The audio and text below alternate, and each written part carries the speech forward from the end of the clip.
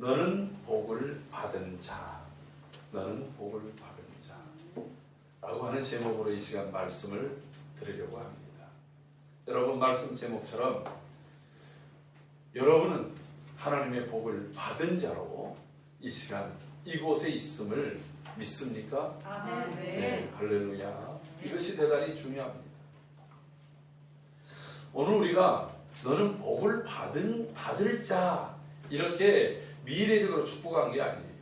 너는 복을 받은 자라 이렇게, 그것도 다른 사람들이, 믿지 않는 사람들이, 오히려 긴장관계에 있는 사람들이 고백하는 거예요. 여러분, 이게 정말 멋진 인생 아니겠어요? 나 스스로도 그렇게 나 믿습니다. 남이 알아주든 알아주지 않든 나는 복을 받은 자입니다 라고 믿고 사는 것, 저는 매우 행복한 사람이라고 생각을 합니다. 그런데 더 그 행복이 커지려면 나뿐만 아니라 다른 사람들이 볼 때도, 야, 정말 당신을 본받고 싶다, 당신은 정말 복을 받은 자다 라고 이렇게 인정하고 고백하고, 그리고 또 나를 부러워할 만한 그런 사람이 되어야 되지 않겠습니까? 여러분, 물질이 많이 있다고 해서 복을 받은 자가 아닙니다. 세상에서 이름을 크게 날렸다고 해서 꼭 복을 받은 자는 아니에요. 인기가 뛰어나고 명예를 얻고 권력을 얻었다 할지라도 전혀 복을 받은 자다운 삶이 아닌 사람들이 세상에는 널브러져 있다라고 합니다. 여러분, 때로는 가진 것이 별로 없어 보여도, 남들에게 이름은 많이 알려져 있지 않다 할지라도, 어느 세상에서 어떤 지위와 자리를 얻은 것 같지 않다 할지라도, 그는 하나님으로부터 자기 자신도 그렇게 고백하고 주변의 많은 사람들로부터도 당신은 복을 받은 자라고 하는 이러한 인정과 고백을 받을 뿐만 아니라 그렇게 복을 받은 자를 닮아가고 싶어하는 그러한 삶을 사는 것이 진정한 이 땅에서 이 시대의 성도의 삶이라고 저는 믿습니다. 여러분, 그런 예가요, 이런 거 보세요. 이스라엘 백성들이 애굽에서 430년을 노예 생활을 살았어요. 그럼 노예가 부럽습니까? 노예가 명예롭습니까? 노예라고 하는 것은 자유가 없습니다. 자기의 것을 자기의 것이라고 말하지 못합니다. 억울하다고 해서 내가 내 소리를 낼 수가 없는 게 노예입니다. 이스라엘 백성들이 애굽을 하나님의 능력과 권세와 은혜로 탈출할 때에 이스라엘 자손만 탈출한 게 아니었다는 거예요.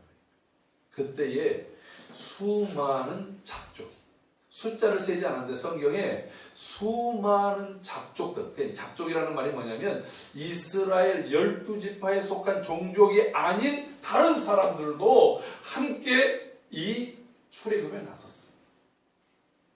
여러분, 그들이 나선 이유가 뭘까요? 물론 어떤 사람들은 애굽이라고 하는 나라에서 우리가 있으면 저 이스라엘 백성들이 이제 탈출해 버렸으니까 우리가 더 노예로 힘들까봐 그래서 따라간 사람들도 혹 있을런지 모르겠어요. 애굽에서 떠나는 이 이스라엘 백성들이 축복의 땅을 향해서 간다니까 그 땅을 바라보며 간 사람들도 있을 수도 있을 것입니다.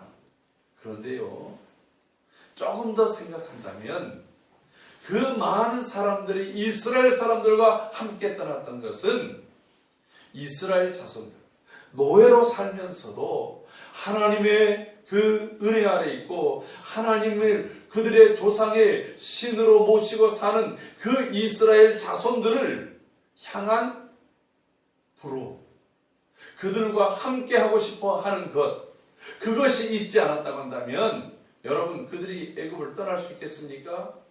광야는 나가면 고생이에요. 광야는 나가면 먹을 것이 없어요. 언제 그들에게 약속된 땅이, 이스라엘 자손들에게 주어진 그 땅이 언제 주어질지, 그리고 그 이스라엘 백성들에게 주어졌다 할지라도 자신들에게까지 미칠지 어떻게 알겠어요? 그럼에도 불구하고 그들 중에서는 이스라엘 백성들과 더불어서 함께 떠났던 사람들이 있었다. 그들은 이스라엘 백성들이 부러웠던 거예요. 이스라엘 백성들이 복받은 민족이라고 생각했던 것입니다. 할렐루야. 아멘. 여러분, 페르시아 시기에 유대 민족들이 모두 한날 아침에 다 진멸될 위기를 맞게 됐습니다. 그런데 하나님께서 모르드게 에스더를 통해서 이 유대 민족들이 죽을 날 죽지 않고 오히려 역전해서, 오늘 이제 오후에도 역전이 행복인 사람이 나올 거예요. 역전을 해서 자신들의 대적을 다 죽이고, 오히려 그날 제비를 뽑았던 그날을 오히려 그들이 축제의 날로, 그래서 같은 민족끼리 서로 축하하고 가난하고 어려운 이웃들을 다 초청해서 그들을 격려하는 그러한 절기로 만들었던 부림절 있잖아요. 근데 그 부림절이 시기가 지나갈 때 그 페르시아 제국에 있는 많은 이방 사람들이 자신들도 유대인이 되고 싶어서, 여러분 유대인이 되려면 귀화를 해야 되잖아요. 근데 그들이, 유대 사람들이 굉장히 폐쇄적인 사람들이에요. 첫째, 유대인들과 같이 되어지려면 그들은 할례를 행해야 됩니다. 아침에도 아침 묵상에서 그 할례를 행하는 목숨을 내놓는다라고 하는 거예요.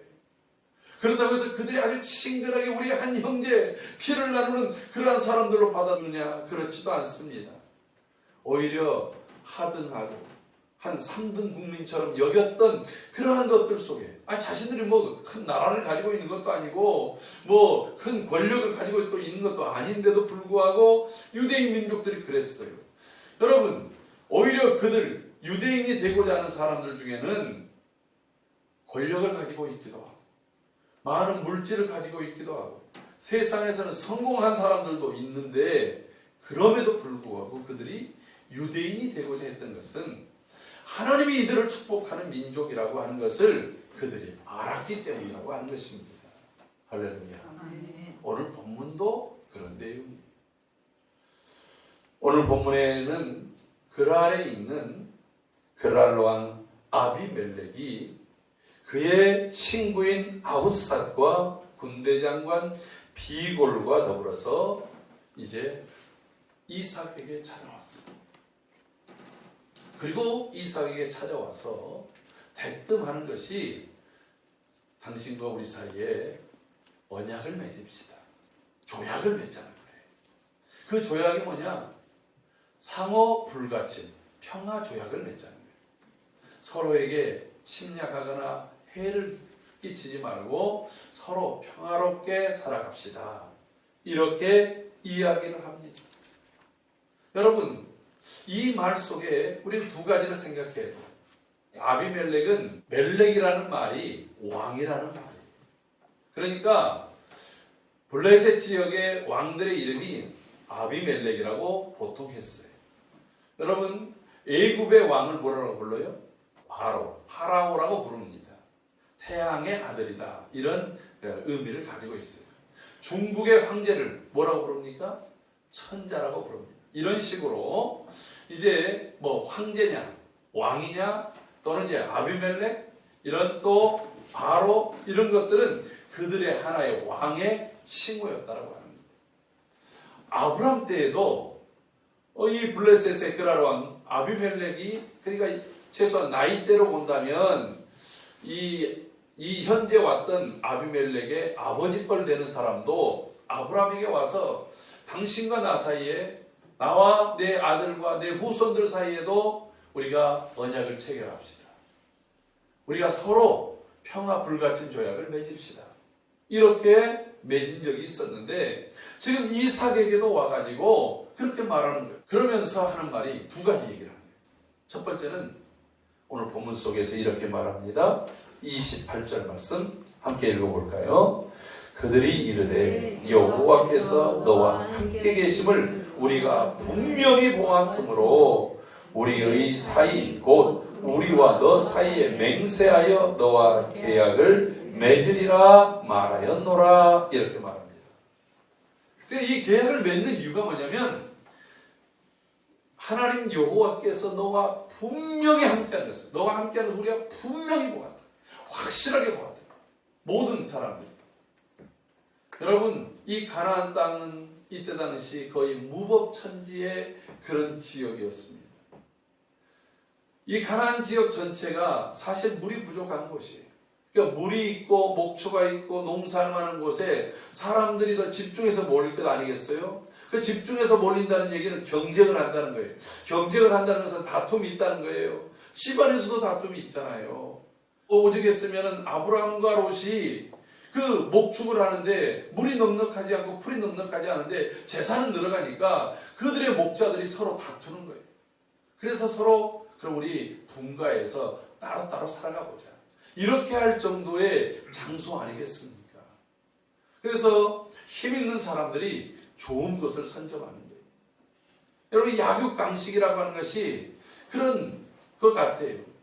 짐승들, 똑같은 짐승들도 한 자리에 있으면 거기 서열이 만들어지더라고요. 저희가 이따금씩 저 동해에 가면 촛대바위라고 있습니다. 우리나라 동해물과 이 노래가 나올 때 TV에서 제일 먼저 해가 딱 일출하는 곳이 바로 그 촛대바위에 있는 동해에서 찍는 것입니다. 근데 거기 촛대바위 위에 꼭대기에 갈매기가 늘 앉아 있어요. 근데 거기에는 꼭 한 놈이 앉아 있습니다. 그리고 그 밑에 여러 갈매기들이 이렇게 나눠 앉아 있어요. 요 앉아 있는 갈매기가 다른 데로 갔을 때 다른 갈매기가 거기 가서 딱 앉잖아요. 그럼 그 갈매기가 와서 공격을 해요. 머리가 터지도록 공격을 합니다. 내 자리다는 거예요. 제가 갈매기들도 그런 서열 싸움을 하면서 그 자기의 자리를 차지하려고 하더라고요. 저 중국에도 가면 이 곰들을 사용하는데 수백 마리의 곰을 이게 철창에다가 가둬두고 거기다가 이 저 호수를 꼽아가지고서 그 웅담을 만들어내려고 하는 이 인간의 굉장히 사악함이 있는 그런 곳이 있어요. 근데 이제 이 곰들이 그렇게 철장 안에 있다가 어떤 곰들은 또 한 수십 마리가 운동할 수 있는 우리에다 바깥에 공동생활하는 우리를 만들어놔요.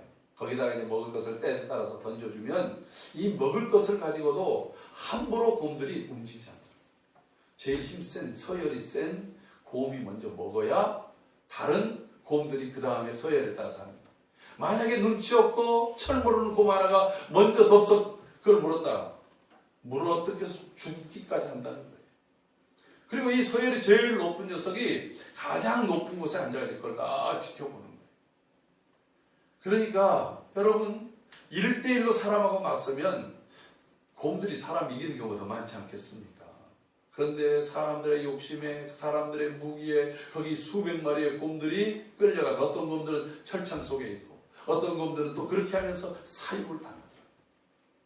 여러분 짐승이나 인간이나 삶의 원리라고 하는 것이 이런 거예요.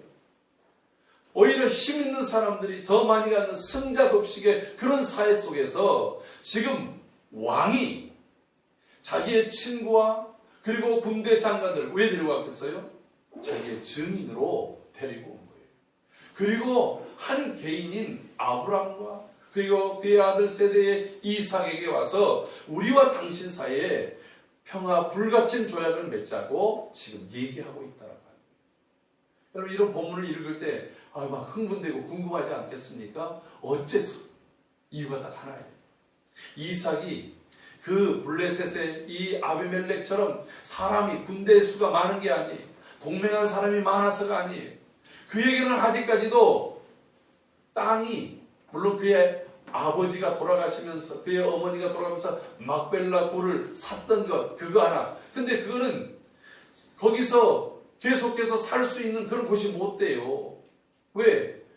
그들은 목축을 하잖아요. 풀을 쫓아서 물을 쫓아서 옮겨야 되기 때문에 거기에 있다가는 어느 정도는 있을 수 있지만 굶어 죽기 딱 십상이거든요.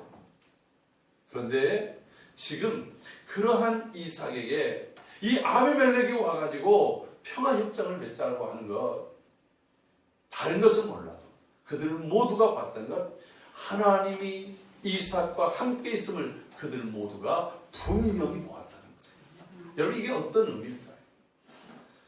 두 번째로 또 이런 얘기를 합니다. 29절 같이 읽어봅니다. 시작. 너는 우리를 해하지 말라. 이는 우리가 너를 범하지 아니하고 선한 일만 내게 행하여 내가 평안히 가게 하였음이라. 이제 너는 여호와께 복을 받은 자니라. 아멘. 여러분, 이 얘기 속에서는 틀린 팩트 체크가 틀린 얘기도 있고, 그러나 분명한 팩트는 이것입니다. 이 본문에서 중요한 메시지는 맨 끝에 부분에 있는 것. 이제 너는 여호와께 복을 받은 자이니라. 이것 때문에 너는 복을 받은 자예요. 여러분, 저는 이렇게 공원 같은 데 가면 아직까지는 공원에 이제 많이 있는 토끼풀 있지 않습니까? 클로바. 이 클로바를 보면 항상 눈이 그 클로바를 자세히 보면서 혹시 네이 클로바 없나 이걸 이렇게 찾아보게 되잖아요. 근데 기적적으로 저는 아직까지 한 번도 네이 클로바를 찾아보지 못했습니다. 근데 어떤 사람들이 이 네이 클로바를 정말 잘 찾는 사람들이 있어요. 우리가 이 꽃말 속에서 이 클로바, 토끼풀이라고 하는 것이 세잎이 있으면 그것을 행복이라고 말한대요. 근데 사람들이 네잎을 찾는 이유는 그것이 행운이라고 하는 뜻이 있대요. 여러분, 클로바가 변종이 나와가지고 5잎 클로바가 있대요. 5잎 클로바의 꽃말을 뭔지 아십니까? 이런 뜻이 됩니다. 경제적 번영과 재앙이라는 뜻이 두 가지가 같이 있대요. 인생의 여러 겹들 속에서 기회를 가지고 경제적으로 늘어났다라고 하는 것도 있지만, 잘못 활용했다가는 그것이 내게 재앙이 될 수도 있다라고 하는 이 두 가지의 이 경종이 함께 있는 것이 5잎 클로바예요. 근데 이제 많은 사람들이 연인들에게 또 뭔가 그날의 행운을 꿈꾸면서 네잎 클로바를 찾아요. 저도 이따금씩 우리 교인들하고 어디 갔을 때 클로바가 많이 있으면, 자, 지금부터 몇 분 동안 네잎 클로바 찾기를 하겠습니다. 그래서 찾아온 사람에게는 제가 상금을 드리겠습니다 해가지고 상금을 10,000원씩 준 적이 있어요. 근데 그렇게 찾는 사람이 이따금씩 있지, 모든 사람들이 네잎 클로바를 찾는 건 아니에요. 네잎 클로바를 찾기 위해서 세잎 클로바 잎사귀들을 막 지끈지끈 밟고 다녀요. 그러면서 우리가 한 가지 이제 이렇게 깨닫고 생각하는 게 뭐냐면, 우리가 그런 뭔가의 행운을 찾기 위해서 늘상에 있는 행복을 지끈지끈 밟고 다니고 있었다는 거예요.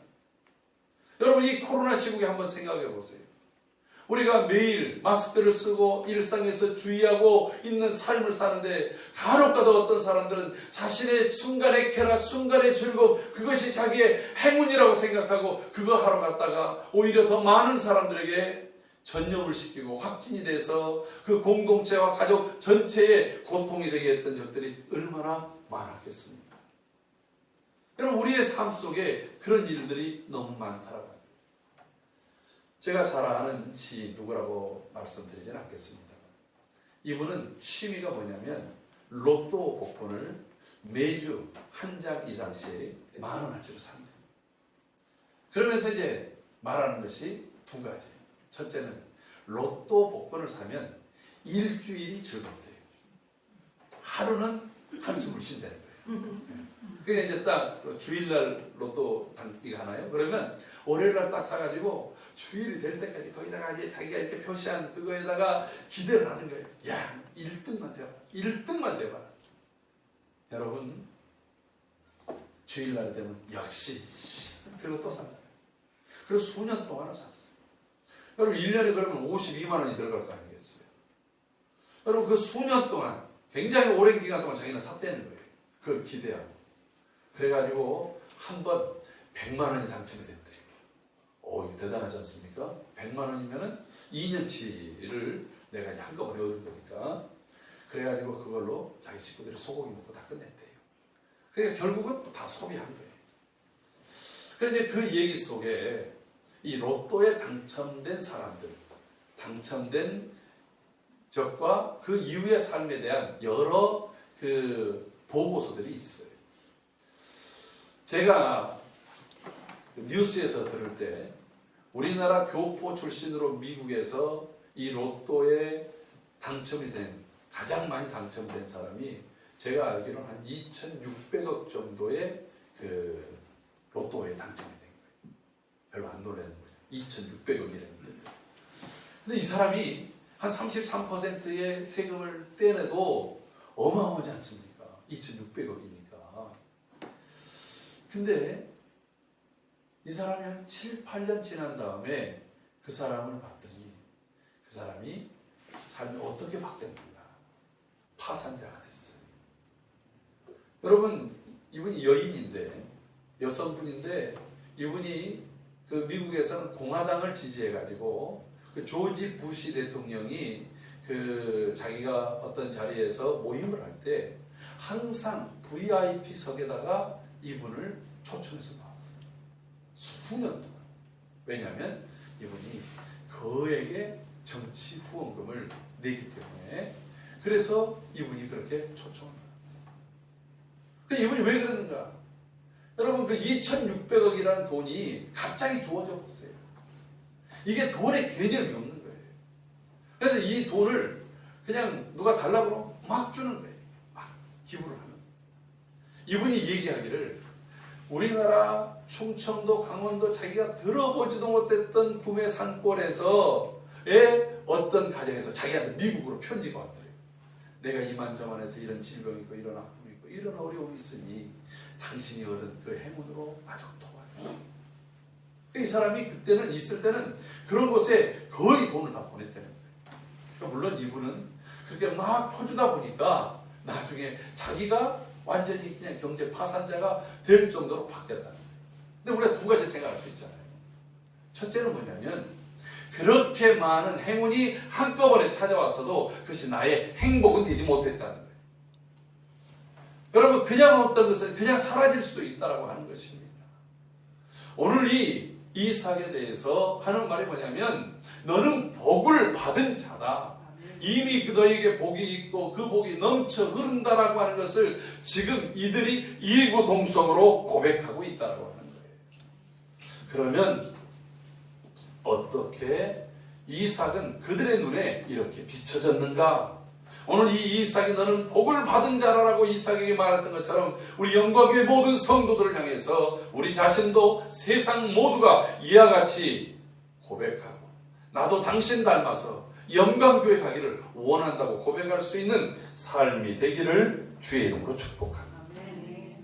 여러분, 오늘 집에 가서 26장을 1절서부터 자세히 한번 찾아보세요. 자, 이삭은 아버지 뒤를 이어서 가나안 땅에 살고 있습니다. 가나안 땅에 사는데 원래 주업은 목축이에요. 이동하면서 살아요. 그러나 또 목축, 풀이 오랫동안 있으면 그곳에서 또 농사 할 거 아니겠어요. 그러나 이삭의 주된 그 사업은 목축업이었기 때문에 농사하는 일은 별로 그렇게 주된 일은 아니었어요. 그런데 그가 이제 가장으로서 제대로 살려고 할 때 어떤 일을 경험합니까? 26장 1절 말씀 보세요. 아브라함 때의 첫 흉년이 들었더니 그 땅에 또 흉년이 들매 이삭이 그랄로 가서 블레셋 왕 아비멜렉에게 이르렀더니 이렇게 말합니다. 목축을 해가는데 흉년이 왔어요. 흉년이 왔다는 얘기는 비가 안 온다는 얘기예요. 비가 안 오면 풀이 없어요. 물이 없어요. 그러니까 그나마 풀이 있고 물이 있는 곳으로 간 것이 바로 이 블레셋, 그랄 지역으로 가게 된 것입니다. 2절 말씀 보면 이런 말씀이 있어요. 여호와께서 이삭에게 나타나 이르시되 애굽으로 내려가지 말고 내가 내게 지시한 땅에 거주하라. 자, 여러분, 아브라함 때도 흉년이 왔어요. 아브라함은 어떻게 했습니까? 나일강이 있는, 그리고 먹을 것이 풍성한 애굽으로 내려갔습니다. 그러니까 당연히 이삭도 아버지로부터 그 얘기 많이 들었을 거 아니에요? 그래서 나일강은, 애굽은 물도 풍성하고 삼각지에서 농사도 잘 되고 그리고 또 여러 가지 살기가 편하다 하는 이야기를 들었기 때문에 흉년이 왔으면 당연히 거기로 가려고 생각을 하고 있을 때 하나님이 이삭에게 너 애굽으로 가지 말고 내가 지시한 땅. 여러분, 창세기 12장부터 창세기에서 나오는 내가 지시한 땅이라고 하나님이 말씀하신 그곳은 하나님의 나라예요. 하나님의 약속이 있는 곳이에요. 그곳으로 가라는 거예요. 여러분, 사실 하나님이 말씀하신 그곳이 동서남북 좌우를 둘러봐도 어떤 때는 풀도 제대로 없고 물도 제대로 없는 그곳을 하나님이 서게 하시면서 야, 이 동서남북으로 네가 선 곳에서 다 바라보는 모든 것을 너에게 주겠다. 너의 후손에게 주겠다. 그것이 하나님이 지시한 곳이라는 거예요. 그것이 젖과 꿀이 흐르는 땅이고 그것이 복이 되게 하겠다라고 하는 그 곳이라고 하는 것입니다. 그런데 이 말씀을 듣고 이삭의 별명이 뭐냐면 순종하입니다. 아브라함 하면 믿음이 생각나고 이삭 하면 순종이 생각나잖아요. 이 이삭이 하나님 말씀대로 그곳에 있었습니다. 하나님 그곳에서 약속했어요. 내가 이 땅을 주겠다. 너와 내 자손을 하늘의 별처럼 번성하게 하겠다. 그러면서 그곳에서 이렇게 있는데 어떤 일이 벌어집니까? 자, 12절 같이 읽어봅시다. 시작. 이삭이 그 땅에서 농사하여 그 해에 100배나 얻었고 여호와께서 복을 주심으로 그 사람이 창대하고 왕성하여 마침내 거부가 됐다라고 13절까지 이어져서 말하고 있습니다. 여러분, 앞서 얘기했어요. 이삭은 농사가 전문가가 아니에요. 근데 농사를 했는데 그가 그의 100배를 얻었다는 거예요.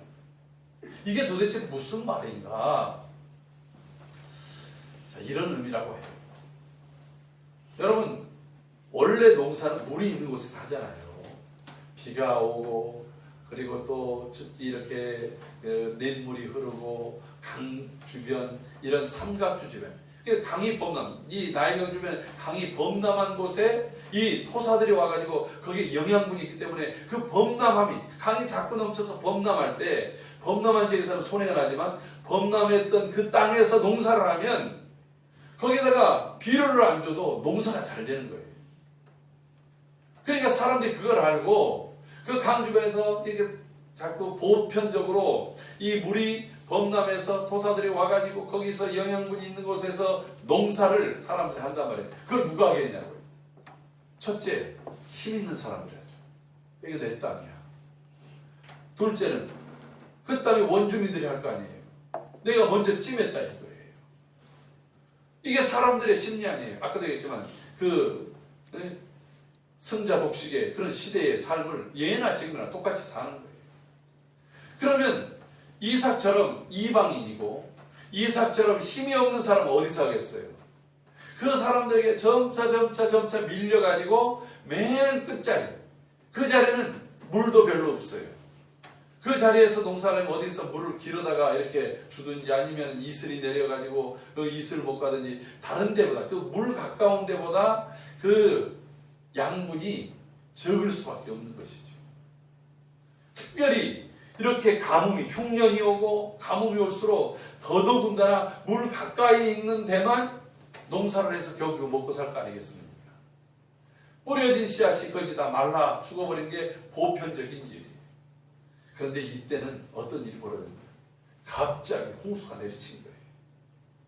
갑자기 비가 많이 쏟아진 거예요. 여러분, 전에도 한번 얘기했지만 초원지대는 비만 오면 죽었다고 생각했던 게 다 살아나요. 근데 비가 너무 많이 와버리면 어떻게 될까요? 물 가까이 있는 데서 홍수로 다 쓸려가요. 그런데 이삭은 물하고 너무 멀리 떨어져 있는 곳이라 이 강의 이 피해를 전혀 볼 일이 아니에요. 내려주는 비가 이게 오롯이 그냥 복이 되고 자기의 재산이 되고 그 모든 것의 열매가 되는 거예요. 할렐루야. 여러분, 천수답이라는 게 있잖아요. 높은 산지대에 논을 하는 거예요. 거기는 물을 댈 수가 없잖아요. 냇물이 흐르지 않으니까. 그러니까 하늘의 물만 기다리는 것이 천수답이에요. 하늘에서 비를 내려줘야 농사가 되는 거 아니겠습니까? 지금 이삭의 삶이 그런 거예요. 그걸 누가 했냐 말이에요. 오늘 여기 본문에도 말합니다. 여호와께서 복을 주심으로 이삭이 농사도 비전문가고 그리고 땅도 안 좋은 곳이고 물도 없는 곳에서 했는데 그가 농사가 그 해에 100배나 다른 사람들보다 100배나 얻어서 거부가 됐단 말이에요. 여러분 이 모습을 보면서 사람들이 부럽기도 하고 시기심도 나니까 어떻게 할까요? 이 그럴 사람들이 야 너 나가 하고서 쫓아내버린 거예요. 여러분 내가 힘이 있으면 내가 여기다가 말뚝 박았어. 내가 여기 깃발 꽂아 싸고 싸울 수도 있는데 싸우지도 못하고 그냥 쫓겨났어요. 그래가지고서 갈 곳이 없이 다른 사람들이 별로 안 오는 곳까지 점점 남쪽으로 왔어요. 여러분 이 점점 남쪽이라는 것이 남쪽이 비가 별로 안 오는 곳이라는 거예요. 사람들이 거기 잘 안 오는 곳이에요. 그런 열악한 곳으로 계속해서 왔던 것입니다. 그런데 이삭이 그런 곳 갈 때마다 그곳에서 거류하면서 여러분 18절 19절 보면 이삭의 종들이 골짜기를 파서 샘의 근원을 얻었습니다. 샘을 팝니다. 여러분 이들에게 샘은 생명수예요. 샘만 있으면 굶어 죽지 않습니다. 여러분에게 은혜의 샘이 하나님의 축복의 샘이 여러분들의 삶 속에 깊이 파여 있기를 주의 이름으로 축복합니다. 아멘. 샘을 발견하면 내가 은혜의 줄기를 발견하고 살아야 돼요. 그러면 무너지지 않습니다. 아무리 코로나 그 이상의 것이 온다 할지라도 우리를 흔들 수 없는 것 바로 예수 그리스도의 사랑이라는 그 은혜의 샘물이 우리 가운데 있을 때입니다. 여러분 이삭은 그걸 잘 발견했어요. 여러분 그걸 누가 발견케 하겠습니까? 아무나 발견하는 거 아니잖아요.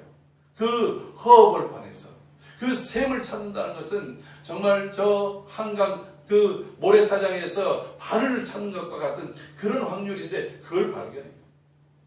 여러분 그걸 금방 글 아래 사는 목자들이 그걸 알고 찾아와서 여러분 샘만 있으면 짐승을 먹일 수 있잖아요. 목축을 할 수 있잖아요. 뭐든지 할 수 있으니까 그걸 뺏어버린 거예요. 힘으로. 이삭이 아직도 힘이 약했어요. 그러니까 열받아가지고 에이 그래서 에색이라고 했어요. 기분 나쁘다 이게 다퉈가지고. 그리고서 또 가서 우물을 팠습니다. 그랬더니 또 다투어서 빼앗아 갑니다. 그것을 신나라고 얘기합니다. 여러분 이런 것들이 계속해서 다투었다 싸웠다 이런 말이에요. 근데 다투고 싸울 때마다 사실은 내가 물러난 거예요. 그러다가 또 하나의 우물을 팠습니다. 그것은 르호봇이다. 넓어서 더 이상 이제 다른 사람들이 와가지고 나를 귀찮게 하는 거예요. 여러분 이런 과정들을 아비멜렉과 그리고 이 블레셋 사람들이 본 거예요. 야 저거는 쟤네들이 아주 특별한 측량 기술이 뛰어났기 때문이 아니라 하나님 여호와가 그들과 함께 있어서 그들을 살려주기 위해서 그들에게 우물을 발견하게 하셨다라고 하는 거예요. 할렐루야. 그게 하나님이 함께 하신다는 거예요. 그렇게 하는 것이 분명히 자신들이 힘의 논리로 쫓아내고 밀어내고 그리고 그를 배척했지만 그는 더 복을 받아서 더 확장되고 더 커져가는 거예요. 할렐루야. 아멘. 겉으로 보면 힘이 없어요. 겉으로 보면 가진 게 없어요. 겉으로 보면 뭐 드러낼 만한 것이 없는데 그를 함부로 할 수 없는 사람이라고 하는 것을 보게 된 것입니다.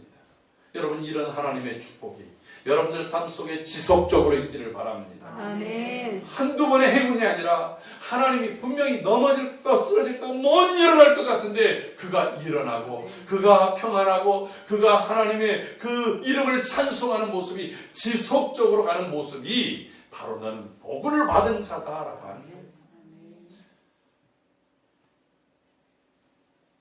여러분 그들이 분명히 쫓아냈지만 안 되지 않았잖아요. 그래도 이 삶을 이어가는 거예요.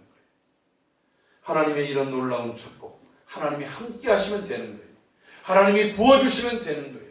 아멘. 안 될 것 같은 사람이 되어지고 쓰러질 것 같은 사람이 다시 일어서고 아멘. 포기할 것 같은 사람이 다시 용기를 내는 축복이 이 이삭에게 있었던 줄로 믿습니다. 아멘. 여러분 그렇게 한 이유가 뭐예요? 그가 어떤 때든지 하나님의 말씀이 주어지면 순종했기 때문에. 여러분 우리가 복을 받는 사람은 하나님의 말씀에 지속적으로 순종하는 사람입니다. 할렐루야. 세상의 뉴스에는 귀를 닫는다 할지라도 하나님이 내게 말씀하시면 내가 때로는 이해가 안 되고 납득이 되지 않는다 할지라도, 이것이 딱 내가 계산해 봤을 때 손해가 될 것 같다 할지라도 주의 말씀으로 내게 주어지면 아멘, 제가 순종하겠습니다, 행하겠습니다 하고 하는 것이 바로 이삭의 축복의 비결이라고 하는 거예요. 하나님이 뭐라고 얘기했습니까? 분명히 눈에 볼 때는 애굽으로 가는 것이 자기의 재산을 유지하는 것이고 재산을 살리는 것처럼 보입니다. 지금 이 땅을 머물러 있으면 사람들이 공격하고 힘들게 하잖아요. 그리고 그 땅은 좁잖아요. 그 땅은 물이 부족하잖아요. 그런데 하나님이 지시하신 그 땅, 그곳을 향해서 하나님이 지시하신 그대로 가는 거예요. 그랬더니 하나님께서 그에게 이와 같은 축복을 주신 줄로 믿습니다. 여러분, 그는 어려서부터도 아버지가 그를 묻고 하나님이 너를 번제로 드리라고 했다. 처음에는 그런 말도 않고 사흘길, 집에서 떨어진 사흘길 걸어와가지고 재물을 태울 그 나무를 이삭의 어깨에 매줍니다. 종들도 있는데 왜 저예요? 이렇게 말하지 않아요. 이거 네가 매라. 그러니까 그걸 메고 갑니다. 여러분, 아브라함이 이삭을 100세에 낳았으니까 최소한 이때가 한 17, 8이 된다 한다면 아브라함의 나이가 거의 120세에 가까운 나이 아니겠습니까? 그 노친네는 그 불 들고 칼 들고 그렇게 가는데 아들에게는 그 무거운 장작을 메고 가는 거예요. 그리고 모리아 산에서 그 딱 섰을 때 장작을 내려놓더니 장작을 쐈더니 그를 포박을 하는 거예요. 얼마나 황당합니까? 여러분, 아무리 아버지지만 이삭이 자기를 죽이겠다는 아버지를 밀치면 밀칠 수 있는 힘이 없겠습니까? 그런데요, 그는 거기에 아무런 소리를 내지 않습니다. 마치 어린 양들이 자신을 잡기 위해서 오는 그 목자의 품에 안겼을 때도 양들은 움직이질 않아요. 제가 몽골에서 그걸 봤어요. 염소들은요, 동물들은 자기가 죽을 날을 귀신같이 안 돼요. 본능적으로 느낀다는 거예요. 막 돼지도 목을 쓰면서 막 힘을 써요. 염소는 뿔로 받아버립니다. 여러분, 소들은 눈물을 찌 흘리면서 따라간다는 거예요. 그런데 양들은 그 목동의 품에 그대로 안겨서 말을 타고 막 그냥 몽골에 그 목동에 오는데 가만히, 그리고 양의 이 가죽과 살을 이렇게 들춰내는데도 움직임이 없어요. 그럼 마지막에 가서 목을 탁 멱을 따는데 거기에 그냥 조용히 죽어요. 바로 그러한 모습으로 나의 모든 것들을 다 내어 순종했던 것이 바로 이삭 아닙니까? 여러분, 하나님의 말씀에 대해서 늘 순종하는 삶의 훈련이 되어져 있기를 주의 이름으로 축복합니다. 오늘 한번 순종해봐서 아니라 이 순종이 하루 매일 말씀 주시는 대로의 삶을 살아갈 때 하나님의 그 크신 은혜가 임하는 줄로 믿습니다. 이것이 우리의 신앙이 됩니다. 여러분, 우리의 신앙은 하루아침에 만들어지지 않습니다. 로마라고 하는 나라가 하루아침에 세워지지 않은 것처럼 오늘 우리의 신앙도 이와 같이 너는 복받은 자다라고 하는 이 신앙도 하루아침에 되어진 건 아니에요. 이 글알 안에서도 보십시오. 여러분, 그는 어디에서나 모든 것들을 다 개척해야 됩니다. 개척정신, 도전정신을 가지고서 그는 있었습니다. 농사도 여러분 안 되는 곳, 남들이 아이고 저런 데서 농사를 해? 그런 곳에 농사에서 100배를 얻은 거예요. 여러분, 다른 사람들이 그를 쫓아내고 이제 쟤네들은 죽었어, 죽으면 저 우리 거야 라고 말할 때 그곳에서 우물을 파는 거예요. 포기하지 않고 우물을 파는 거예요. 다른 사람들에 의해서 막히면 또 다른 우물을 파는 것입니다. 한 번 더 파는 것입니다. 다른 사람들이 방해하지 않을 때까지 파는 거예요. 그러다가 끝내 나중에 부엘세바, 약속, 하나님의 언약이 있는 아버지가 팔았던 그 우물까지 발견하게 됐다고 하는 거예요. 사랑하는 성도 여러분, 이 부엘세바가 나중에 이스라엘의 가장 영토의 남단이, 사람들이 살 수 있는 가장 최남단이 어디냐? 부엘세바예요. 북쪽에는 단에서부터 부엘세바까지. 우리 한국어로 말한다면 저 백두에서 한라까지 이 거리에 부엘세바는 하나님께서 그들 후손들에게 주실 남쪽의 경계선이 되는 줄로 믿습니다. 그것까지 포기하지 않고 갔습니다. 고난이 왔습니다. 고난 때문에 포기하지 않습니다. 좌절하지 않습니다. 여러분, 그 그랄의 목자들이 계속해서 시비를 겁니다. 그런데 싸우지 않아요. 여러분, 우리가 사소한 것에 싸울 필요가 없어요. 왜 그렇습니까? 우리가 상대하는 것은 오직 하나님이시기 때문에 하나님의 사인이 있을 때까지 여러분 진리 외에 복음을 방해한 것 외에는 우리가 굳이 싸울 필요는 없다라고 하는 거예요. 오늘 이삭은 세상 것에 대해서 내가 손해가 난다 할지라도 과감하게 포기해버립니다. 그리고 하나님을 선택합니다. 오늘 이 아비멜렉이 와서 우리하고 평화조약을 맺자 할 때 사실 과거에 너희가 나 쫓아내지 않았냐? 자기네들이 평안히 보냈다고요? 물론 죽이지 않았으니까 자기들 말로 평안히 보냈다고 말할 수 있겠죠. 그러나 이삭이가 다 빼앗았습니다. 이삭이 해놨던 것들을 다 무너뜨렸습니다. 그럼에도 불구하고 이삭은 그들과 평화 불가침 조약을 맺습니다. 여러분, 이게 그리스도인의 관용인 줄로 믿습니다. 이럴 때 세상조차도 인정하는 사람이 되는 것입니다. 커밍 워커라는 사람이 성공의 4가지 비결을 말했습니다.